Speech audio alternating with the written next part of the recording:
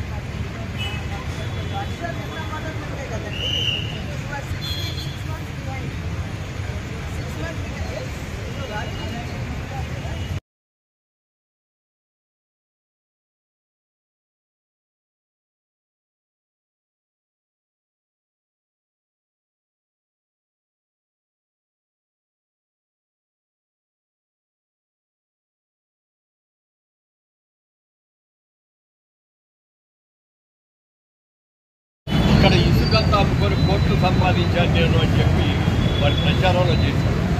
నాకు డబ్బులు కావాలంటే ప్రభుత్వం సొమ్ము ప్రజల సొమ్ము దొంగిలించాల్సిన అవసరం నాకు లేదు. కష్టపడి సంపాదించుకోవడం ఎలాగో నాకు తెలుసు. కష్టపడి ట్యాక్సులు కట్టి నీతిగా నిజాయితీగా ఎలా చేయడం నాకు తెలుసు. అలా చేసుకున్నాను.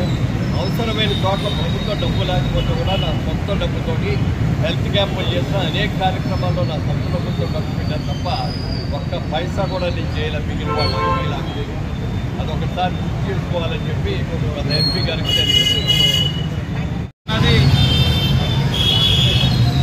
అనేక సందర్భాల్లో మిమ్మల్ని పదే పదే పిలవడం, ప్రతి అంశాన్ని ఒక ఇనాగ్రేషన్ కింద మీ అందరినీ తీసుకురావడం, నేనే తెచ్చానని చెప్పి మాజీ పార్లమెంట్ సభ్యులు చెప్పిన సందర్భాలు మీరు అందరూ కూడా గుర్తు చేసుకోవాలి.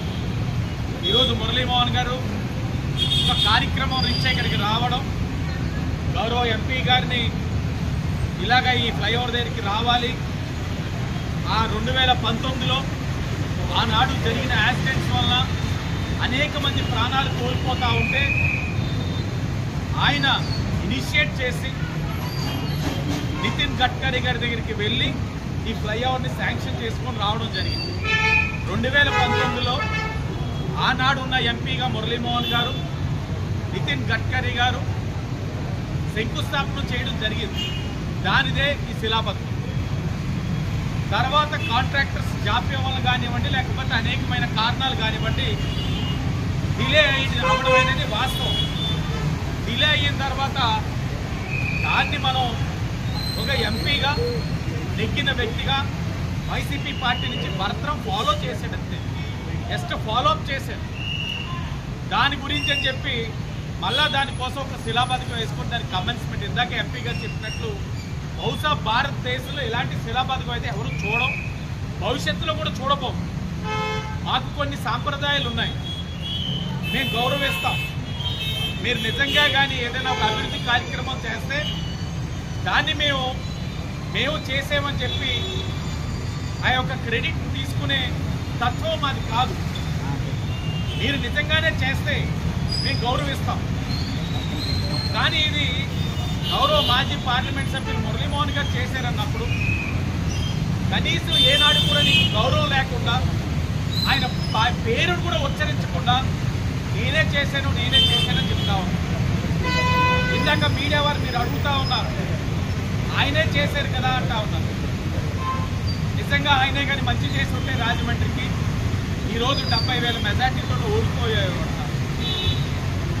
నిజంగా ఆయన చేసి ఉంటే ప్రజలు ఈ రీతిలో తిరస్కరించేవారు వారిని. వారు ఏ విధమైన కార్యక్రమాలు చేయలేదు కాబట్టి వైసీపీ పార్టీని తిరస్కరించారు ప్రజలు. ఇప్పటికైనా అవగాహన చేసుకొని సాంప్రదాయాన్ని గౌరవించి గతంలో జరిగిన వాటికి వారికి సంబంధించిన వ్యక్తుల్ని గౌరవించడం నేర్చుకుంటే రాజకీయంగా ఉనికి అనేది ఉంటుంది. లేకపోతే ప్రజలు మనకన్నా బాగా తెలివైన వాళ్ళు ఏ రీతిలో సమాధానం చెప్పాలనేది వారికి అన్నీ తెలుసు. దీంతో పాటు ఈఎస్ఐ హాస్పిటల్ కూడా చూడండి. ఆనాడు ఎంపీగా ఉన్న మురళీమోహన్ గారు దాన్ని ఇనిషియేట్ చేయడం వల్ల ఈరోజు ఈఎస్ఐ హాస్పిటల్కి అనేకమైన కోట్లు శాంక్షన్ అయ్యింది, పనులు చేసుకుంటా ఉన్నారు. గౌతమి గ్రంథాలయం ఉంది, 75 లక్షలు శాంక్షన్ చేశారు, అది కూడా వారిది. అలాగే కంబాల్ చెరువులో ఉన్న నేషనల్ ఫ్లాగ్ ఏదైతే ఉందో అది ఎంపీ ల్యాండ్స్ నుంచి ఇచ్చారు. ఎంత దౌర్భాగ్యం అండి! ఆయన ఎంపీ ల్యాండ్స్ నుంచి నేషనల్ ఫ్లాగ్కి డబ్బులు ఇవ్వడం ఏంటి? ఈ శిలా పథకం వేయించడం ఏంటి? దాన్ని కూడా అబ్జెక్ట్ చేస్తే కమిషనర్ గారు అవునండి మురళీమోహన్ గారు చేశారు అని పేరేయడం కరెక్ట్ కాదు సార్ అని చెప్పి తీయించడం జరిగింది. ఇప్పటికైనా సరే మేము హుందాగా ఉంటా ఉన్నాం, ప్రతిపక్ష వారు మీరు కూడా హుందాగా వ్యవహరించాలని చెప్పి కోరుతా ఉన్నాం.